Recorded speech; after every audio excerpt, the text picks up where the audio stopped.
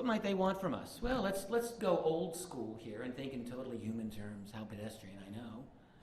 But they might be interested in resources such as minerals and water, maybe our DNA. We got a lot of DNA on this planet. A lot of really neat genetic variations. And if you know how to play games with such DNA, well, gosh, this is the place to be. Right? All kinds of unique life forms. So they might just be interested in that. Are they interested in the creation of hybrids?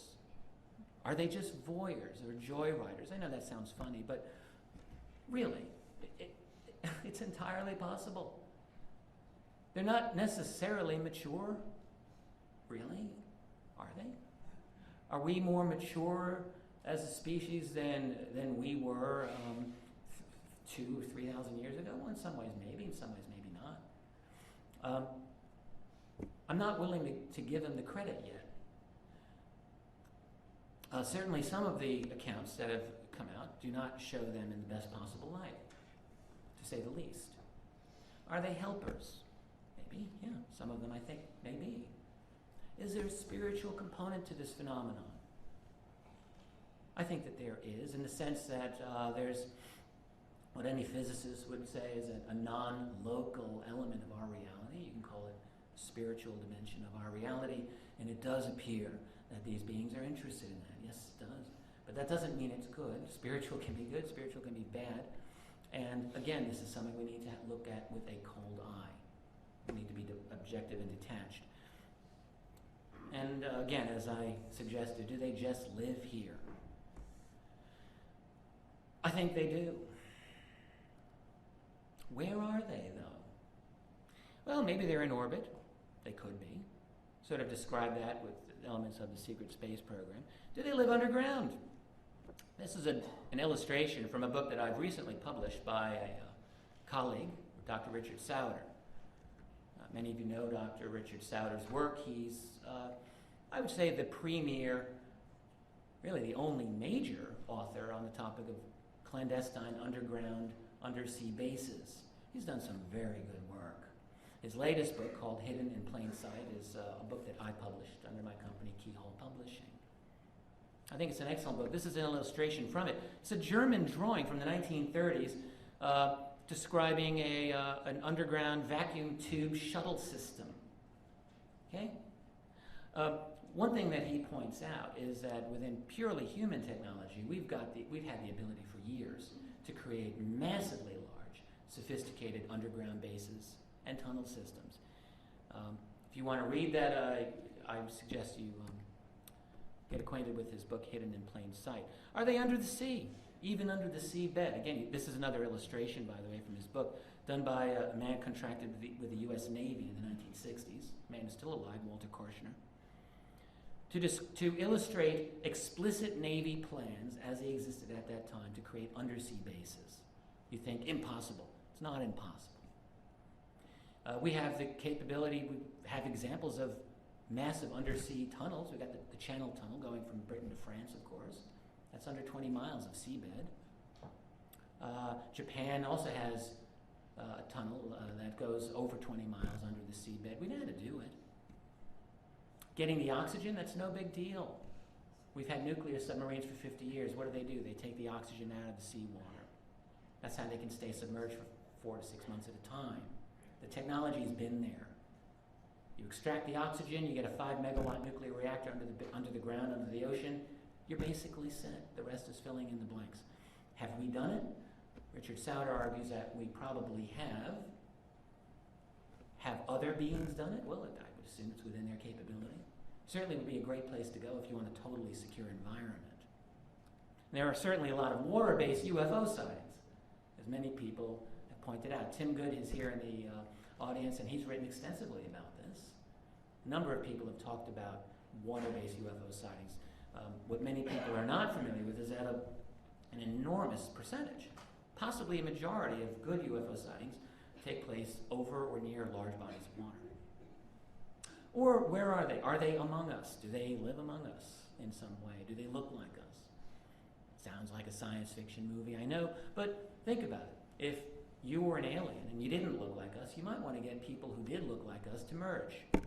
You might want to look at the human power power structure. You might think, they're going to be an issue in a few generations. Let's manage them now. And you might want to put your people in the right places. Just saying. It's only a theory.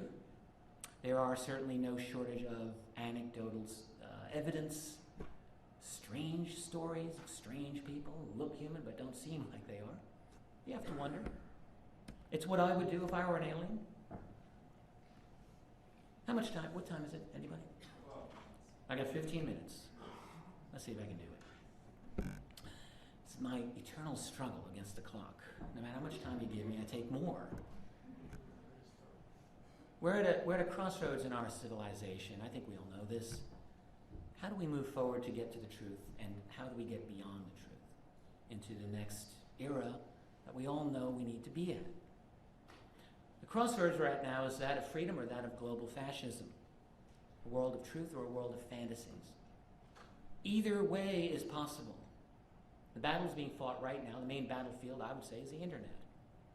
It's not just China, it's not just North Korea or Iran that want to control the internet. It's right here. Australia, Britain just passed some nasty little internet laws, if you've been keeping up on this. There are always attempts within the United States to clamp down on the internet. And frankly, for most people, they turn on their news browser. What do they get? Their MSNBC or their AOL or their Yahoo, God forbid, so you can keep up on American Idol. Okay, good. Most people are not really using the internet anyway. But for those of us who want to use it, even for those of us, we have to be careful because there are attempts constantly being made to manage that flow of information. So that's one battle. Another thing we're dealing with is the probable end of our infrastructure, our petroleum-based infrastructure. Even if we're not running out of oil right now, I would say the following. A, that supply is not infinite. There's no evidence that I've seen scientifically that shows that Earth is generating that petroleum. Claims have been made, I'm just not finding it persuasive. Now, if I'm wrong, okay, I'm wrong. I don't think I am. Even if there's a lot there, the fact is that global demand for petroleum basically doubles every generation. So I don't care how much is in the ground. At a certain point, demand is going to outstrip supply. And I think that we're heading to that point right now. But even if petroleum were in total abundance forever, how long could we do this? We're destroying the planet. Okay? So there's a problem here. We can't keep going like this. Everybody sees it. So now, there are solutions, I think, possible solutions in the technology of what we call UFOs. Because whatever these things are using, they're stopping on a dime, they're silent, they can take off like a bullet, they can zigzag. It's a little bit better than petroleum. Whatever that answer is, whether it's a zero-point energy field or some form of fusion or something else, maybe we would want to know about it at some point, like now. But there are definite challenges in that technology. It's not going to be all wine and roses here. There are going to be serious challenges in managing this technology. So here's what we need. If I were, seriously, to have the opportunity to speak with President Barack Obama, and I would certainly encourage his staff to get in touch with me, why not? Here's what I would have him do. Or here's what I would suggest. That we need a reasoned, humanitarian policy by responsible leaders to bring about a peaceful transition and a courageous confrontation of the truth. What do I mean by that? This would be a policy program. The U.S. President must reclaim full constitutional authority in the name of the people of the United States. Yeah. This is not easy. To get a sense of how bad things have gotten, it's not easy. I'm not saying any of these following things are going to be easy. Maybe they're impossible. That doesn't mean they shouldn't be the goal. Okay? The goal. Also, enforce authority over runaway black budget operations. That's a no-brainer. That's not easy either. Release individuals from black world, clandestine world, ET-related secrets.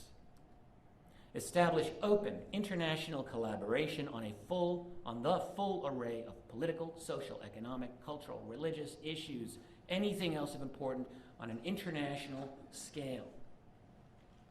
We all need to have an open discussion about this. Paying special attention to the